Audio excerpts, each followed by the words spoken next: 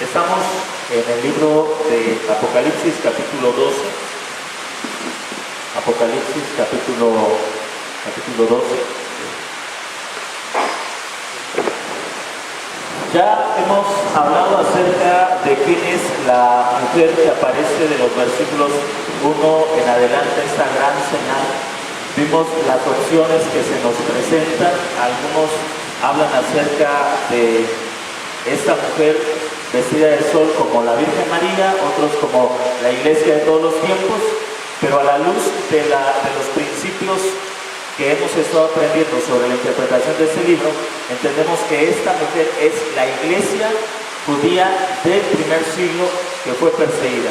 El hijo que es arrebatado para el trono son los creyentes que han muerto por la fe en Jesucristo en el primer siglo y la descendencia contra la cual va el dragón a hacer guerra. En el verso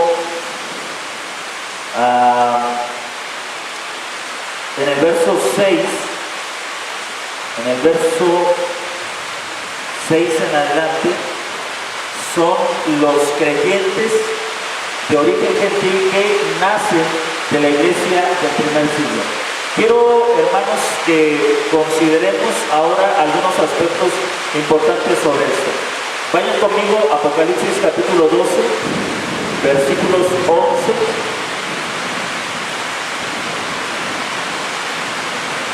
Versículo 11 al verso 17.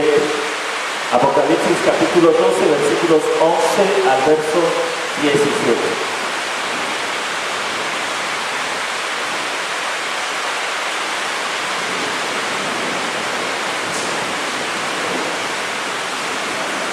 Verso 11.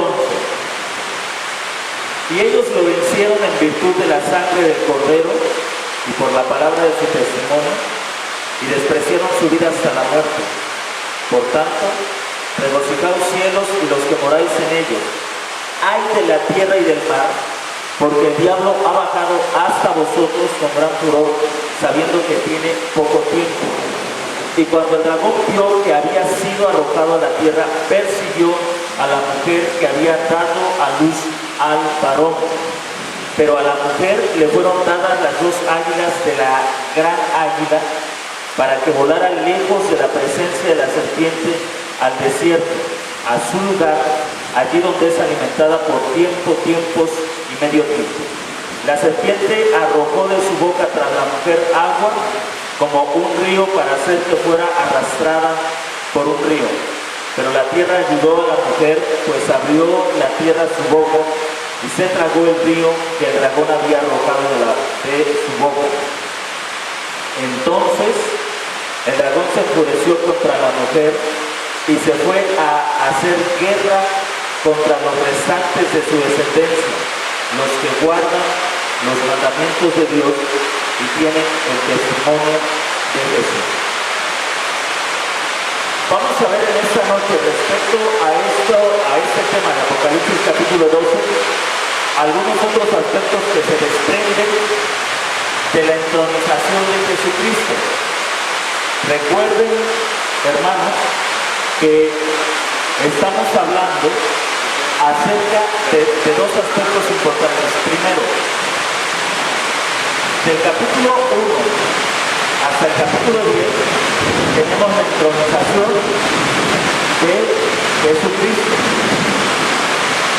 Y lo que estamos viendo ahora es cómo la entronización de Jesucristo beneficia a la iglesia del primer siglo y a sus descendientes. En el versículo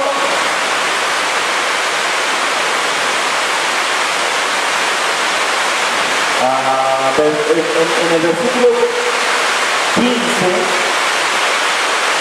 versículo 13, otro de los aspectos de la entronización de Cristo en el versículo 13 tiene que ver con el derrotamiento de Satanás. Estoy en el capítulo 12, verso 13.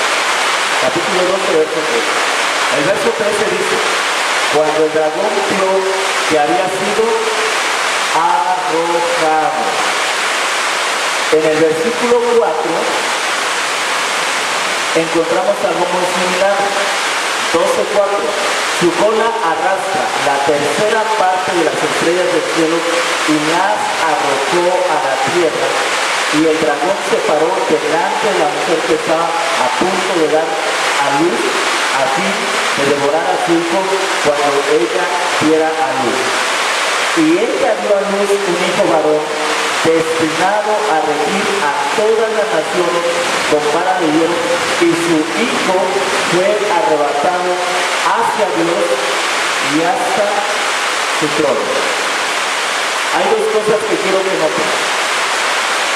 La entronización de Jesucristo que encontramos en los primeros capítulos de Apocalipsis dio como lugar al cumplimiento de una promesa que el Señor le había hecho a la iglesia.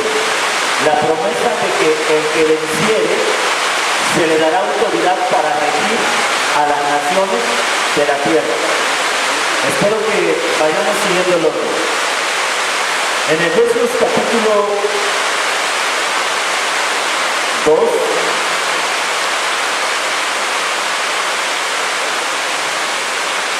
este es uno de los textos que leímos la semana pasada.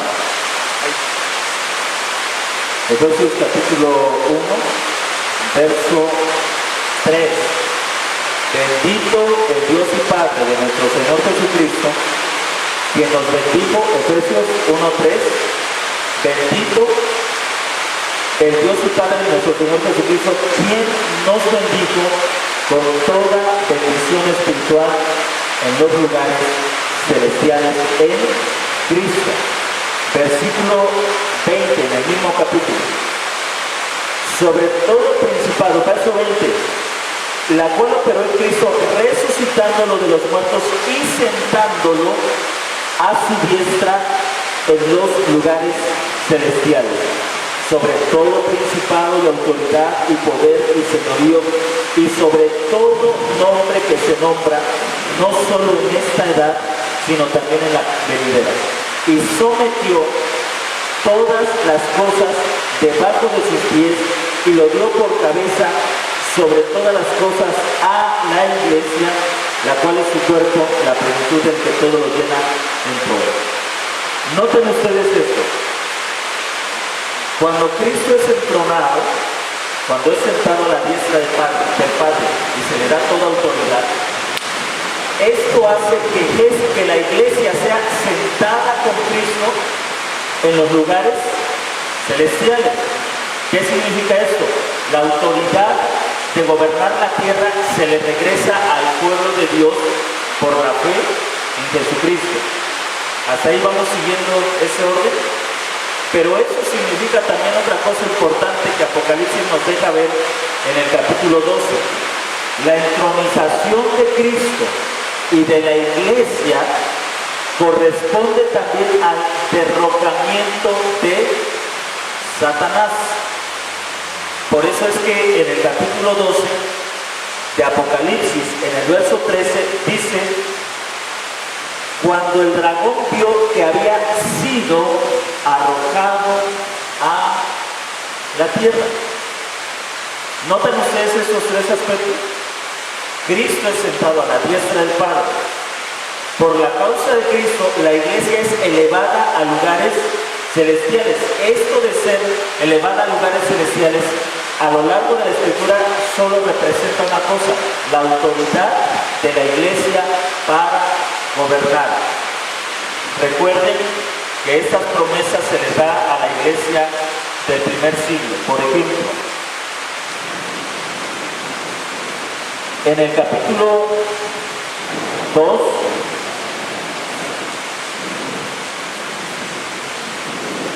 en el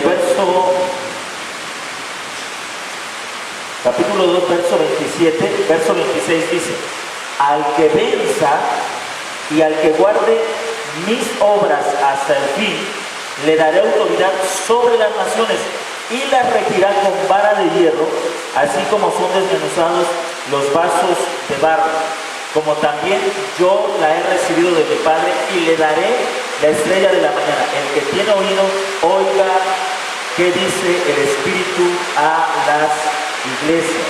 Estoy leyendo el capítulo 2, verso 27 en adelante.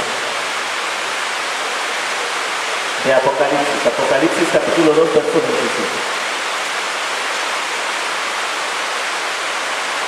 Luego, capítulo 3, Apocalipsis capítulo 3, verso 21.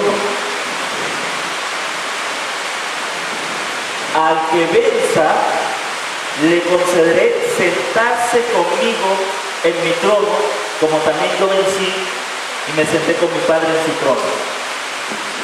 ¿Notan ustedes cómo estas dos promesas de regir o de darle autoridad a la iglesia están relacionadas con lo que Cristo hizo? En el capítulo 2, en el verso 27 dice, al que venza, le daré autoridad sobre las naciones. Luego el verso 28, como también yo la he recibido de mi Padre. Jesús está diciendo a la iglesia, quienes venzan tendrán autoridad sobre las naciones, y luego dice Jesús, como yo la tengo, porque la he recibido de mi Padre. El capítulo 3, verso 21, al que venza, le concederé sentarse. ¿Qué significa sentarse en el trono? Gobernar, ejercer dominio. Como también, dice Jesús, yo vencí y me senté con mi Padre en su trono.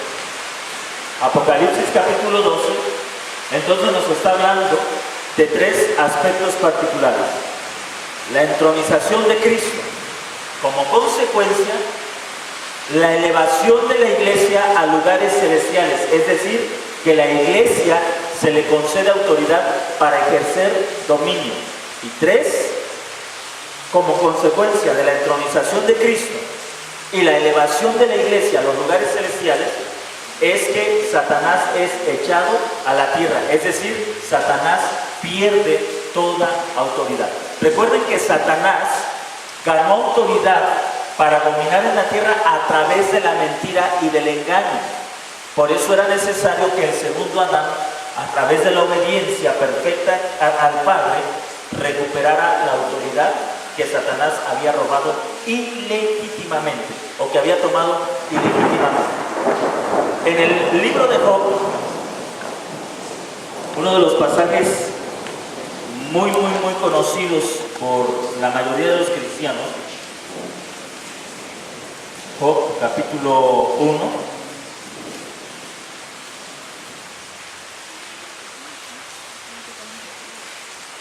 Job capítulo 2. Llegando el día en que los hijos de Dios se presentaban ante Yahvé o ante Dios, vino también sobre ellos el acusador a presentarse delante de Dios. ¿Se ha preguntado usted por qué Satanás entra a la presencia de Dios? Hay algo que nos está diciendo el texto que no podemos pasar por alto. ¿Quiénes se presentaron delante de Dios? Los hijos de Dios. Ahora, a lo largo del Antiguo Testamento, la Escritura nos enseña que la imagen que la frase hijos de Dios se refiere a aquellos que han recibido la imagen y semejanza de Dios. En otras palabras, aquellos que han recibido la autoridad para ejercer dominio. Están los hijos de Dios delante de Dios. ¿Se ha preguntado por qué se presenta Satanás delante del Señor en esa escena donde están los hijos de Dios? ¿Por qué se presenta Satanás? Satanás no tiene la imagen de Dios. En ese sentido, Satanás no es un hijo de Dios. Y como él no tiene la imagen de Dios, entonces Satanás tampoco tiene la autoridad para ejercer dominio sobre la tierra. ¿Por qué está ahí entonces? Recuerde, porque él usurpó ilegítimamente la autoridad que le correspondía al hombre. Note usted cómo en el libro de Job a Satanás se le pregunta, ¿de dónde vienes? Y el acusador responde, de rodear la tierra y andar por ella. ¿Se da cuenta cómo Satanás estaba haciendo algo que le correspondía a quién? Al hombre. Llenar la tierra, recorrer la tierra y establecer la autoridad de Dios en toda la Escritura. Verso 3.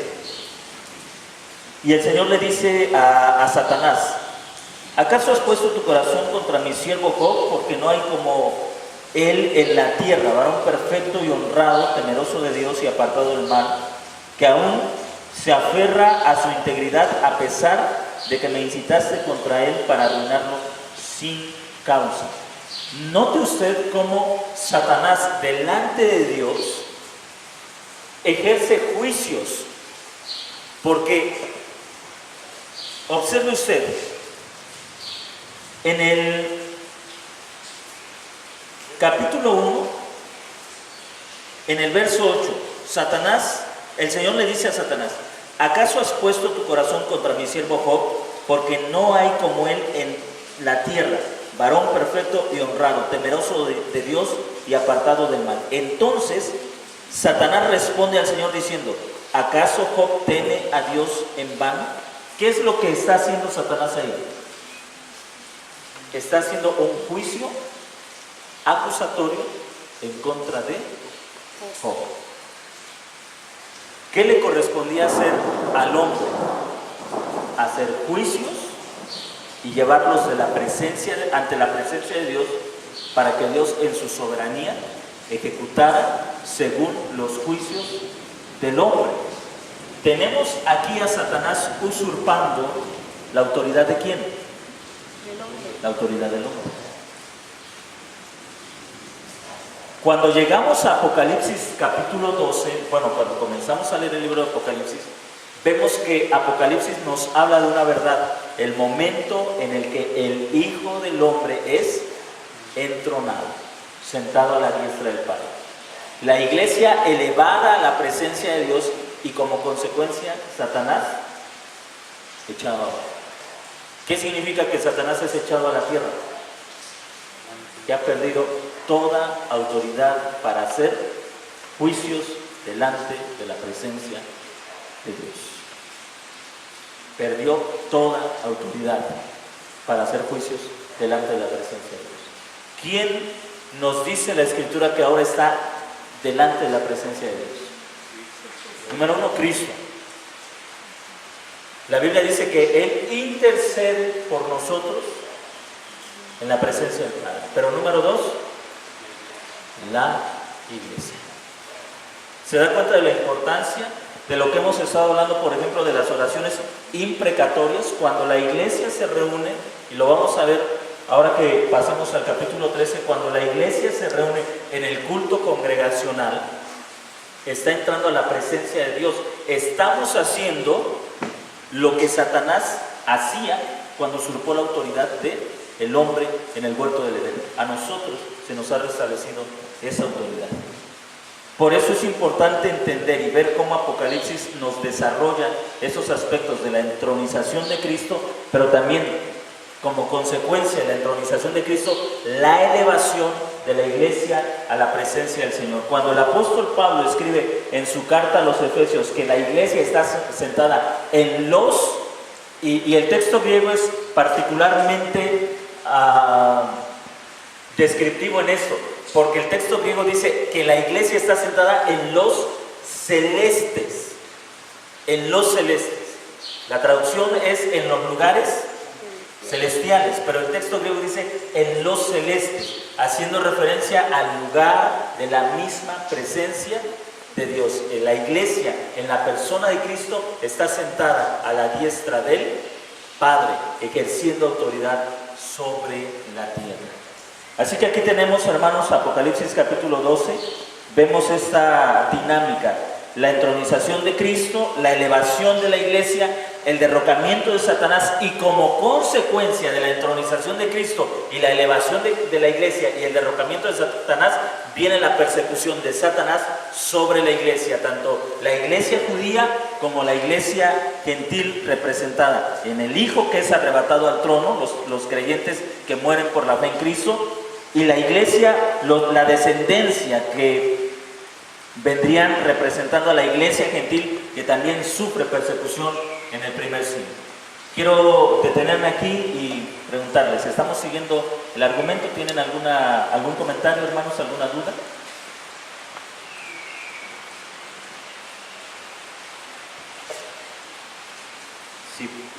tienen alguna duda pueden preguntar con toda confianza.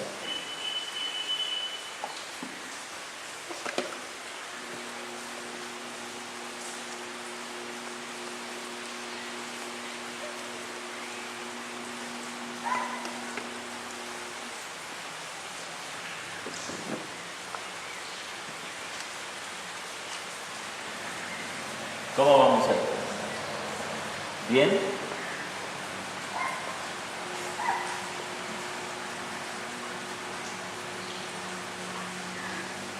¿No hay dudas, hermanos?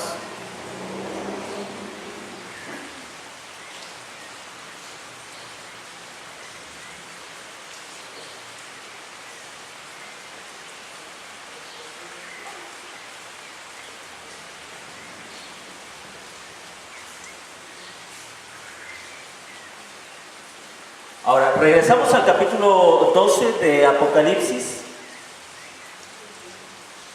verso 14.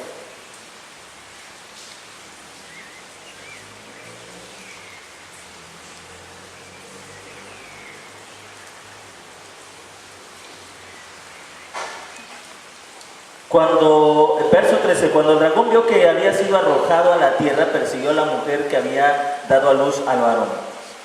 Pero a la mujer le fueron dadas las dos águilas de la gran águila para que volara lejos de la presencia de la serpiente al desierto, a su lugar, allí donde es alimentada por tiempos y medio tiempo. Tenemos aquí un breve comentario sobre este versículo. La mujer es librada volando al desierto en las dos alas de la gran águila. Nuevamente, Juan usa imágenes. ¿De qué parte de las Escrituras? Del libro del Éxodo. ¿Qué historia en particular?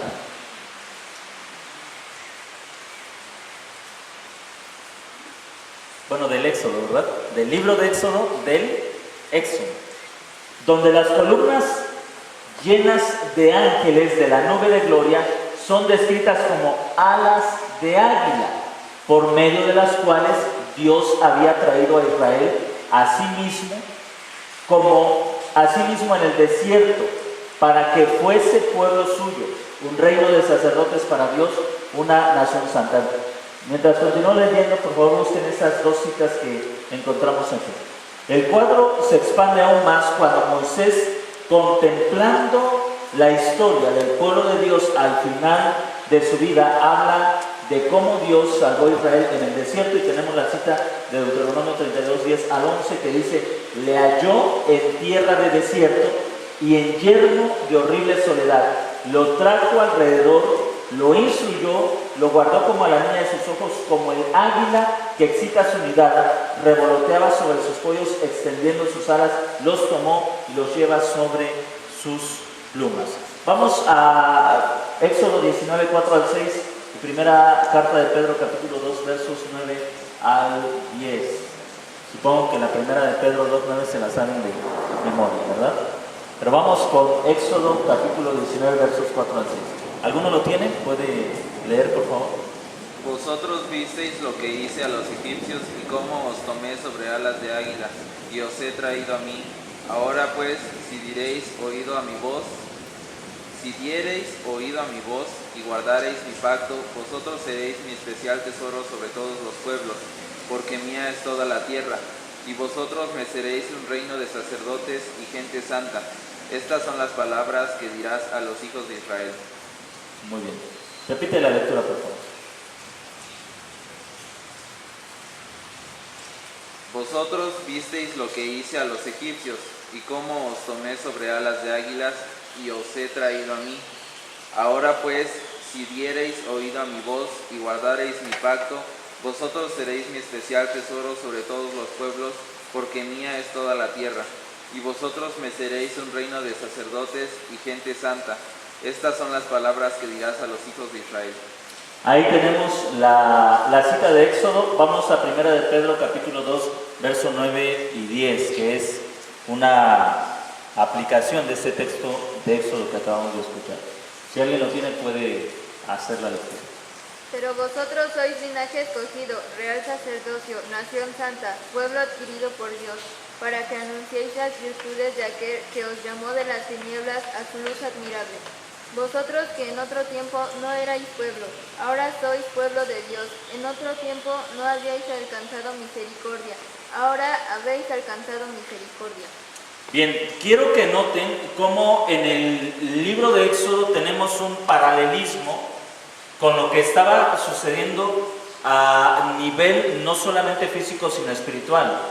Satanás es el gran enemigo de Dios, el gran opositor de Dios. Y el faraón, en ese sentido, vino a ser una imagen de este enemigo de Dios, porque cuando Moisés llega con el faraón le pregunta: ¿y quién es Yahvé? ¿Quién es Dios? Yo no conozco otro Dios más que yo. Ustedes pueden notar cómo el faraón había tomado una autoridad para ejecutar juicios, y el faraón había considerado que los israelitas no merecían prosperar en la tierra, que los israelitas merecían ser esclavos, y él estaba ejecutando ese juicio, oponiéndose a la voluntad de Dios. Quiero que ustedes noten el paralelismo. ¿Qué es lo que hace el Señor? En Éxodo capítulo 19 dice: los tomé en las alas del gran águila. Permítanme hacerles una pregunta, un texto que hemos ya recordado varias veces. ¿Recuerdan dónde encontramos una cita similar? La primera cita que encontramos en el Antiguo Testamento sobre... ¿Perdón? Mateo 24, pero antes, si dije en el Nuevo Testamento, ¿verdad?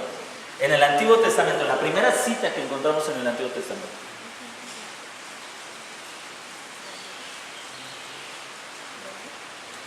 ¿Perdón? Antes. Miren, observen esta cita. Le halló en tierra de desierto, en yermo de horrible soledad. Lo trajo alrededor, lo instruyó, lo guardó como la niña de sus ojos, como el águila que excita su nidada, revoloteaba sobre sus polluelos, extendiendo sus alas. Los tomó, los lleva sobre sus plumas. ¿Recuerdan dónde encontramos una cita similar antes de Deuteronomio? ¿Perdón? Génesis capítulo 1, versículo 2. ¿Perdón? Así es. La tierra estaba desordenada y vacía, y la misma palabra que se utiliza aquí para desierto o yermo es la misma palabra que se utiliza en desordenada y vacía. Y la misma palabra que se utiliza para revolotear se utiliza para el Espíritu Santo o para el Espíritu de Dios moviéndose sobre la faz de las aguas. ¿Por qué es importante esto? Hermanos, la Escritura nos está enseñando un proceso. Antes de la creación, la tierra estaba desordenada y vacía, pero el Espíritu se movía sobre la faz de las aguas. Luego, cuando Israel está en Egipto, el Señor usa la misma palabra. La tierra está desordenada y vacía, pero las alas de su Espíritu se mueven sobre eso, sobre la esclavitud de Israel. ¿Qué nos está diciendo? Iba a haber una recreación. ¿Por qué es importante entender esto? ¿Qué es lo que nos dice Apocalipsis capítulo 12? Que la mujer es llevada sobre las alas de la gran águila. ¿Cuál águila? Tenemos que regresar a estos pasajes. ¿Qué se nos está enseñando? Todas estas imágenes, Génesis 1, 2, Deuteronomio capítulo 32 versos 10 al 11, luego en el profeta Isaías encontramos nuevamente versículos similares, se vienen a cumplir en la obra redentora de Jesucristo. En su obra redentora Dios estaba recreando la creación. No sé si me estén entendiendo, si me estén comprendiendo. Todo estaba volviendo a su orden original. Satanás es echado a la tierra. ¿Cómo? En Éxodo el faraón es destituido de su cargo. ¿Vamos entendiendo, hermanos? En Éxodo el faraón es destituido de su cargo. Una imagen de lo que iba a pasar con Satanás, que estaba en la presencia de Dios acusando al pueblo de Dios. Así como el faraón acusaba a los israelitas y los condenaba a la esclavitud, así Satanás acusaba al pueblo de Dios y lo mantenía sujeto a esclavitud hasta el día en que Dios trajo libertad a su pueblo.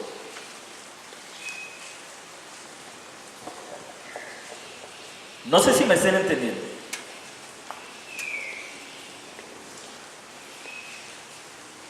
Esto es importante. Recuerden lo que dice el apóstol Pablo en la carta a los Corintios en el capítulo 10 en su primera carta. Todas las cosas fueron escritas para nuestra enseñanza. Así que el Antiguo Testamento nos enseña el patrón en el que Dios actúa. Lo que era una imagen, dice el escritor a los hebreos, la sombra de la realidad en Cristo es la realidad. Por eso necesito que ustedes entiendan correctamente estos principios que corren a lo largo de la Escritura. Les pregunto de nuevo, ¿estamos entendiendo? ¿Tienen alguna duda? Todo lo que se viene anunciando desde Génesis en Apocalipsis se cumple, o sea, es la consumación de la Exactamente. recreación. Así es. La recreación. Podemos hablar que los cielos nuevos, nueva tierra ya están. Así es. Los cielos nuevos y la tierra nueva han entrado en vigor a través de la obra redentora de Cristo. El hombre o la iglesia ha sido restaurada a la posición que perdió. ¿Recuerdan ustedes cómo? Yo quiero que vean esas imágenes. Adán es creado como imagen y semejanza de Dios, pierde su autoridad en la desobediencia y es echado fuera. Luego, ¿recuerdan ustedes que José, era gobernador de Egipto? ¿Pero quién fue su descendencia? Esclavos. La posición que José tuvo, la perdió. ¿Están viendo la analogía? Adán tuvo una posición, pero sus hijos nacieron esclavos. José tuvo una posición, pero su descendencia se convirtió en esclavo. Y todo esto nos viene hablando de una realidad. El hombre que fue creado a imagen y semejanza de Dios perdió esa posición y terminó siendo un esclavo. A eso vino el Hijo de Dios, a restaurar la imagen del hombre. Todas estas historias en el Antiguo Pacto son imágenes o ejemplos de lo que estaba sucediendo en la realidad, pero de lo que iba a pasar tras la venida del Hijo de Dios. Por eso es que el lenguaje siempre es similar, porque se nos está hablando de algo que va a llegar a su consumación, a su clímax. Por ejemplo, Apocalipsis capítulo 12, la serpiente arrojó de su boca tras la mujer agua como un río. ¿Qué les recuerda eso? Faraón persiguiendo al pueblo de Israel. ¿Qué tenía Israel enfrente? El mar. Ahora, ¿cree usted que el faraón no se sentía seguro porque tenía al pueblo de Dios acorralado? ¿A dónde van a escapar? Adelante tienen el mar. Pero ¿qué sucede? El mar se parte por la obra soberana de Dios a través de la ejecución de un mandato que Moisés realiza al golpear las aguas con la vara que Dios le había dado. ¿Qué pasa? Observen lo que dice Apocalipsis 12:15. La serpiente arroja de su boca tras la mujer agua como un río para hacer que fuera arrastrada por un río. Pero la tierra ayudó a la mujer, pues abrió la tierra su boca y se tragó el río que el dragón había arrojado de la boca. ¿Notan la similitud? ¿De qué se nos está hablando? De un nuevo éxodo. Así es. Se nos está hablando de un nuevo éxodo o del verdadero éxodo. El momento en el que el pueblo de Dios logra escapar completamente de su enemigo.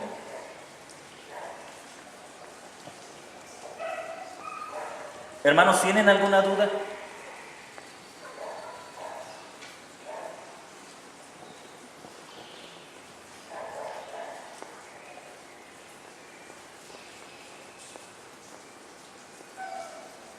vamos captando la idea de lo que la Escritura nos va enseñando de forma progresiva a través de historias y lo que se llega a culminar en la obra redentora de Jesucristo.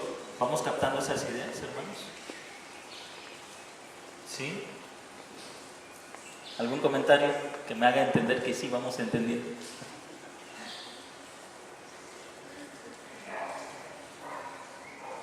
O sea, eso que sucedió al pueblo cuando salieron de Egipto era, podríamos decir, un tipo Así es. de la realidad de la iglesia. Así es, una prefiguración de lo que iba a suceder. Noten cómo estas imágenes, tanto en Génesis capítulo 1, verso 2, como en Deuteronomio, nos están hablando, Génesis 1, 2, de creación, porque si leen con atención, a partir del verso 3, es que la creación comienza realmente a aparecer, cuando Dios llena y ordena y llena. Y aquí tenemos una recreación, lo que debería venir a la mente del judío al oír esas palabras es: Dios está recreando la tierra, está haciendo exactamente lo que hizo en Génesis 1:2. ¿Sí? Cuando llegamos a Apocalipsis, ¿qué debería de pensar la iglesia compuesta por judíos y gentiles? Dios está recreando, haciendo nuevas todas las cosas. ¿Por qué? Porque es el mismo lenguaje. Se nos está dando a entender que lo que Dios hizo en Génesis 1:2, que lo que Dios hizo en Éxodo, lo vuelve a hacer, pero ahora de forma mucho más grande. Ya no tiene un impacto solamente físico, sino espiritual. Ya no es el faraón el que está siendo derrocado, es Satanás, el gran enemigo de Dios, el que está siendo echado a la tierra.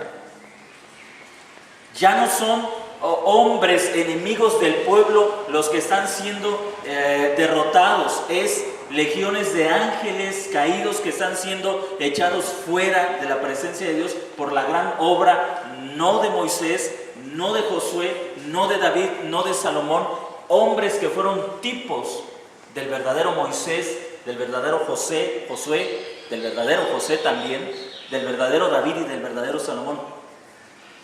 Todo lo que estos hombres vivieron prefiguraban lo que Jesús iba a hacer, o lo que Jesús hizo, muriendo y resucitando y sentado a la diestra del Padre y metiendo a su pueblo a los lugares celestes y dando la autoridad que Adán había perdido por la desobediencia al pacto que encontramos en Génesis. Así que Apocalipsis capítulo 12 nos está enseñando aspectos importantísimos en la vida de la iglesia. La iglesia ha recuperado en Cristo la autoridad que Adán perdió. El gran acusador de nuestros hermanos ha sido echado de la presencia de Dios. Él ya no tiene más lugar en la presencia de Dios. ¿Por qué? Porque ahora el verdadero Adán ha ocupado el lugar que el primer Adán había dejado vacío y que Satanás estaba ocupando ilegítimamente, ilegalmente. ¿Notan ustedes ese avance, esa secuencia? Bien, ¿algún comentario, hermanos?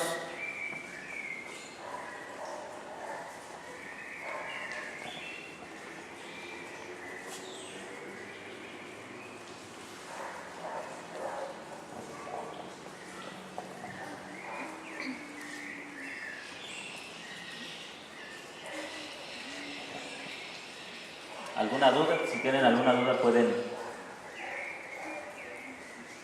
expresarla. En el caso de que Satanás es ya derrocado, ya no tiene autoridad sobre la creación ni en la humanidad, entonces sí está correcto decir de que ahora la gente en su maldad solamente es influenciada por él, ya no poseída. Sí, así es. La entronización de Cristo y la elevación de la iglesia al mismo lugar de la gloria de Cristo implica que Satanás deja de tener autoridad. Ahora, eso no significa que él no deje de ejercer o de hacer guerra, porque creo que el texto describe claramente lo que hace Satanás en contra de la iglesia. Ahora, Satanás ya no acusa a la iglesia, Satanás ya no determina ningún tipo de juicio, pero Satanás hace guerra en contra de la iglesia. ¿Sí? Es decir, otra vez, de forma ilegítima, trata de recuperar algo que nunca fue suyo y que ahora al momento en que Jesús fue entronado, simplemente perdió toda posibilidad de recuperar algo que había robado. Es como cuando una persona lleva un caso delante de un juez, el juez falla a favor de la otra parte y la parte acusadora se queda con la sensación de me voy a vengar, ¿no? Si no pude por los aspectos legales, voy a hacerlo por mi propia cuenta. Es una comparación. Ahora Satanás no puede recuperar lo que robó al engañar a Adán, pero él ahora se va en contra de la iglesia para tratar de destruir a los que ahora tienen autoridad. ¿Sí? Es también importante ver que hace guerra, pero no puede poseer o ejercer una autoridad como la tuvo antes de que Jesucristo fuera entronado y que la iglesia fuera elevada a los lugares celestiales. ¿Sí, hermano? Pastor, entonces, ¿por qué en la Biblia se le llama en el Nuevo Testamento el príncipe de la potestad del aire? Hay dos cosas que pueden explicarse. Número uno, una explicación sería esta. Número uno, el apóstol Pablo habla precisamente de Satanás como el príncipe de la potestad del aire en Efesios capítulo 6, si no me equivoco. Antes, si ustedes recuerdan, antes de que sucediera la destrucción del templo en el año 70. Recuerden que la Biblia nos refiere que la destrucción del templo, esa realidad física corresponde a una realidad espiritual. La caída del templo era la señal de que algo glorioso estaba pasando en los lugares celestiales.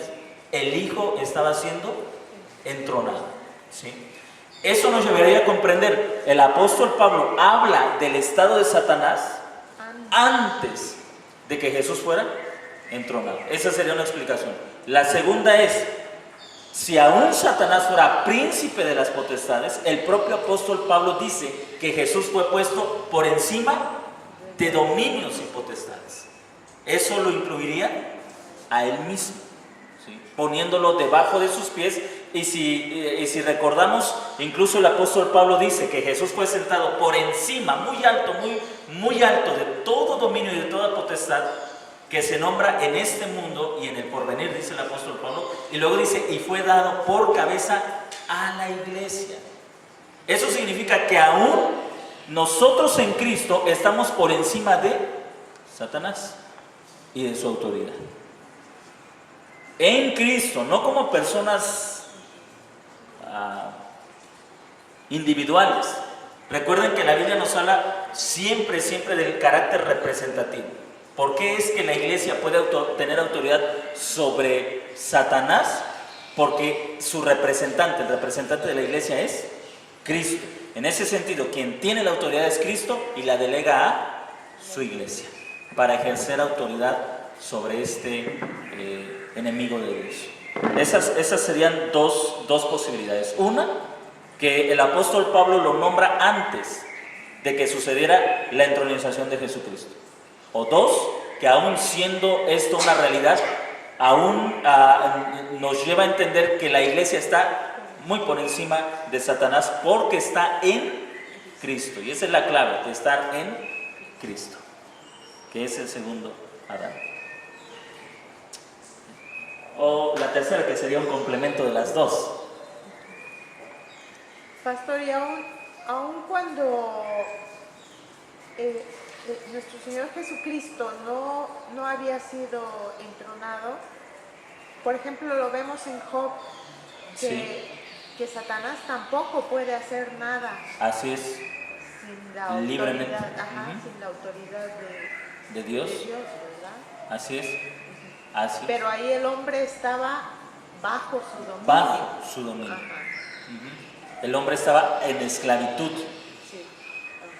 así es, por esa usurpación de la autoridad que Satanás había hecho. Así es. Ahora el hombre ya no está bajo el dominio de Satanás.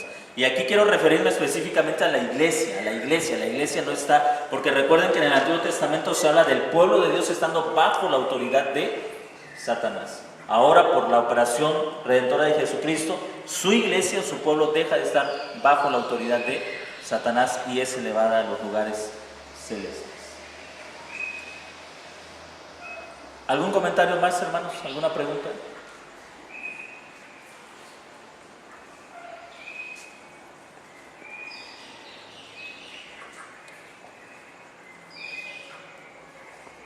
¿Vamos bien? Bueno, quiero concluir con estos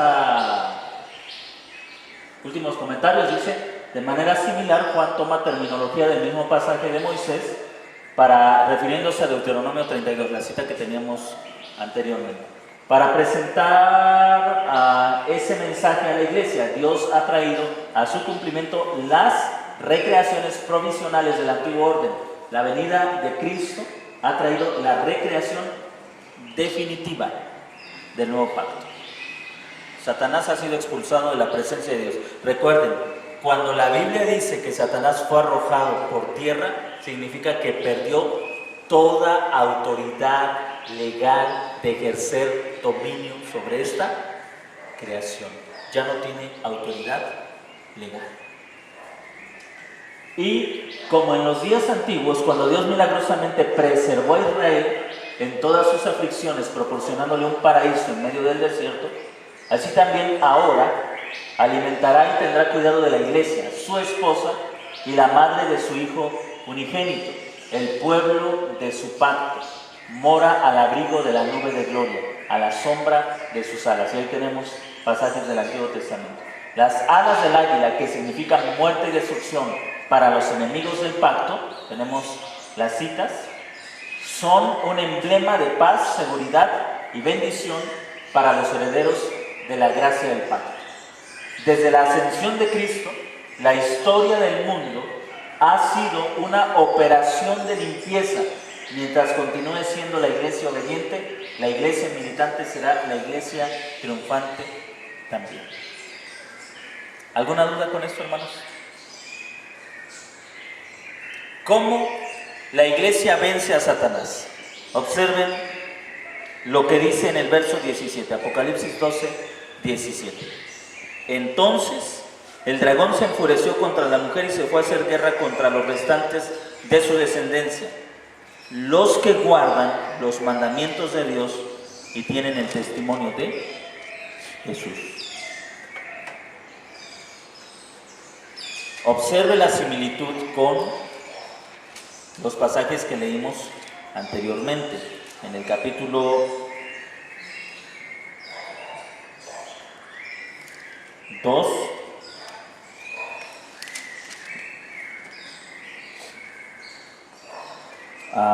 en el verso 25, dice, verso 26, al que venza y al que guarde mis obras hasta el fin, le daré autoridad sobre las naciones. ¿Cómo la iglesia vence a Satanás? Guardando los mandamientos. Cuando el Señor Jesucristo dice, y guarde mis obras, en otras palabras está diciendo, y haga lo que yo les digo.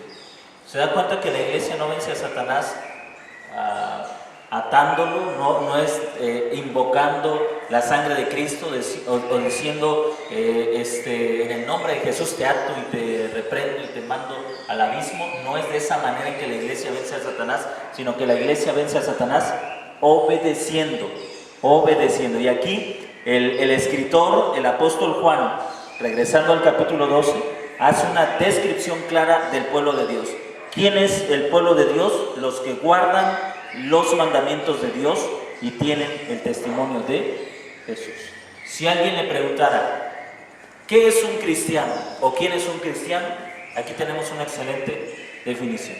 ¿Quién es un cristiano? Los que guardan los mandamientos de Dios. Ese es un cristiano.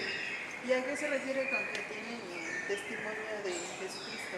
¿Es como que Jesús intercede por nosotros? Y tienen el testimonio de Jesucristo, sí. Hace referencia a que Jesús da fe o defiende a estos cristianos, mientras que Satanás los ataca. Recuerden que notan ¿Es el mismo significado de mártir? Sí, testigo, testimonio, mártir. ¿Pueden ustedes notar la diferencia? Por ejemplo, Satanás ahora ataca a la iglesia sin la autorización del Padre.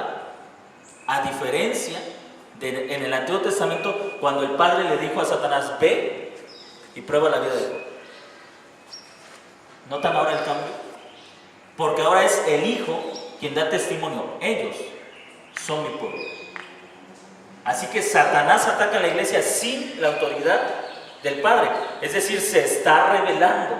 Por lo tanto, como vemos al final de Apocalipsis, termina siendo destruido eternamente. Y aunque suena redundante, pero es una forma de decir para siempre, ¿no? Eternamente y para siempre. Es una manera de decir, no hay manera de que evite la destrucción, el final. ¿Sí? Tienen el testimonio de Jesús. Bien, hermanos, ¿algún comentario, alguna duda? ¿Cómo debe afectar esta realidad nuestras vidas?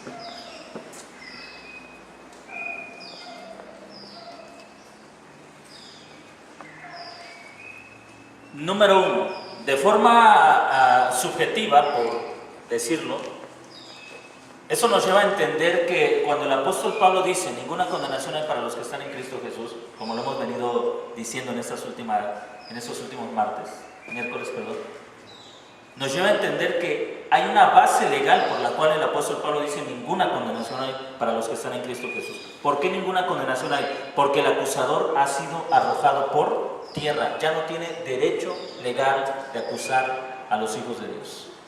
Por eso Pablo dice, ninguna condenación hay para los que están en Cristo Jesús.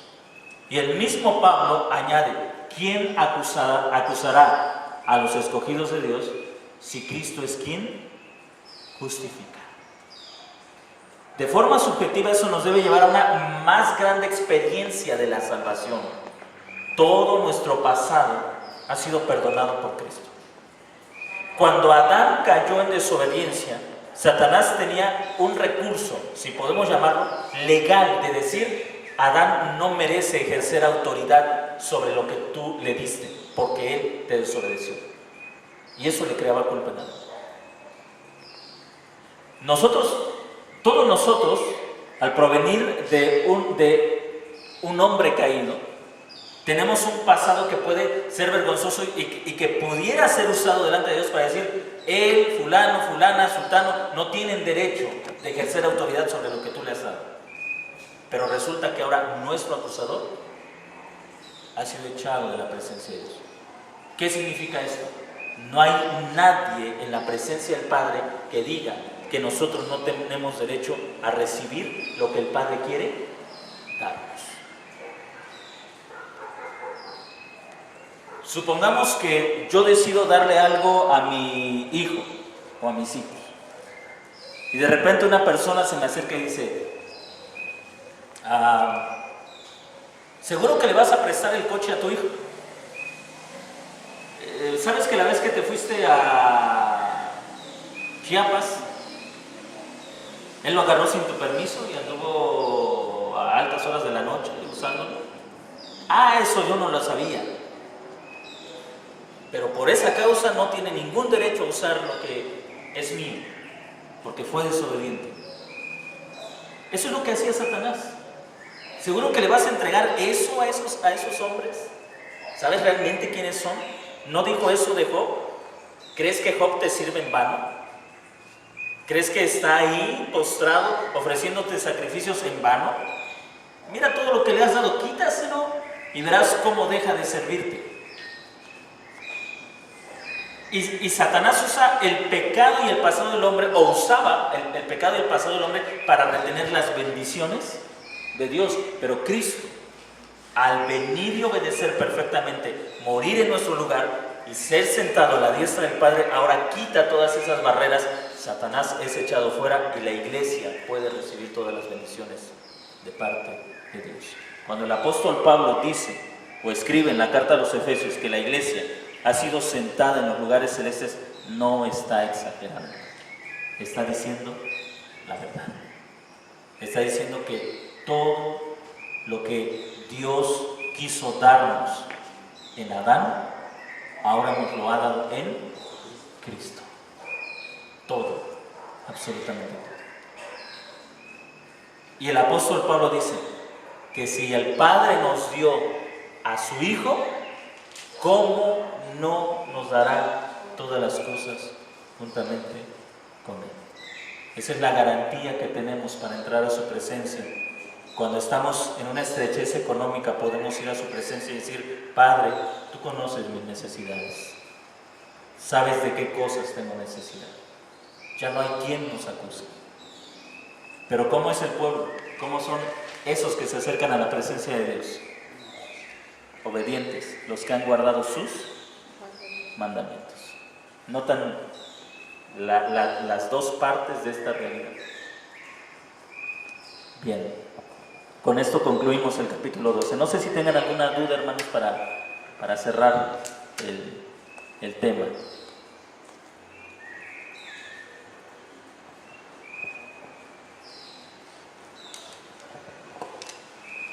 Pastor, también pienso que es una gran responsabilidad porque no podemos echarle la culpa a Satanás. Así es. Esa sería otra aplicación importante. No podemos culpar a Satanás porque la iglesia ha sido sentada en los lugares celestiales. Así es. No podemos decir por culpa del diablo, el diablo, porque entonces estaríamos diciendo: Satanás sigue allá arriba, interfiriendo en todo lo que estamos haciendo. Pero la Biblia dice que por la obra redentora de Cristo Él ha sido echado fuera. Así que por eso constantemente se nos llama a examinar nuestra vida, a arrepentirnos, a apartarnos, porque en la medida que obedecemos a Cristo, a la palabra de Dios, ejercemos dominio. En la medida que somos obedientes, ejercemos dominio.